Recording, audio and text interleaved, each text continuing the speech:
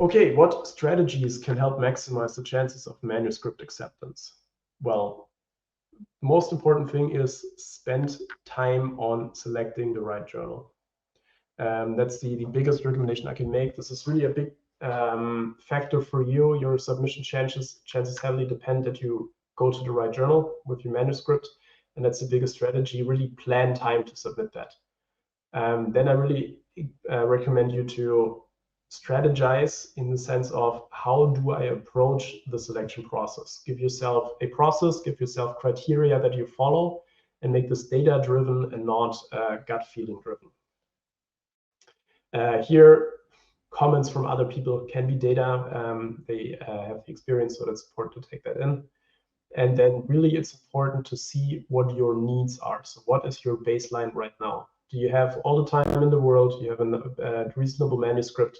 You have a position for a couple more years. You don't need to rush it out, which would mean you can take a bit of a higher risk on their rejection rate because you have the time to sit it out and go to another journal. Or is there time pressure on you? Do you need to get this published so you can finish up the PhD? Do you need to get this published now because you've practically run out of funding again and you will be out of the job pretty soon or moving on to another job? Is there a certain grant deadline coming up that it would be great that you have another publication out there? Then it makes sense to aim a little bit lower with a higher probability of acceptance of your submission, which is really, really important. So understand your baseline, your position, understand pretty well what your manuscript level is. So of course, we all love what we have done and we all think it's the most important thing in the world, but ask your colleagues, ask your bosses what they realistically see as a possible paper there. And do this across different people. There have been cases that PIs will push, I'll only publish and sell, and that's the only thing. And they will push you as a junior researcher maybe into a position where you stay on for another couple of years to get that one paper out, because that's the only thing that they will accept. So try to get different data points in as well to be realistic and to be able to discuss this. It's going to be a hard discussion anyways, but it's important to understand if that's just one person's opinion.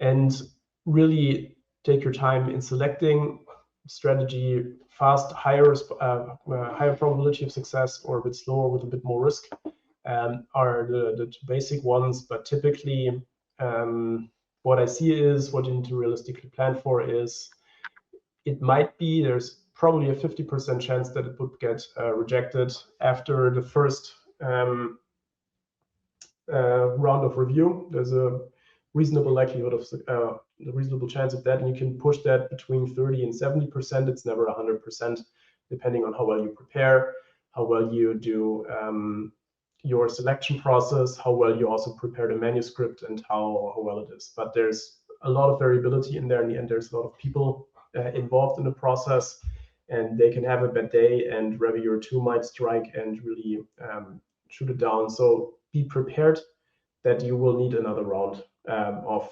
a manuscript submission to really be able to take care of this.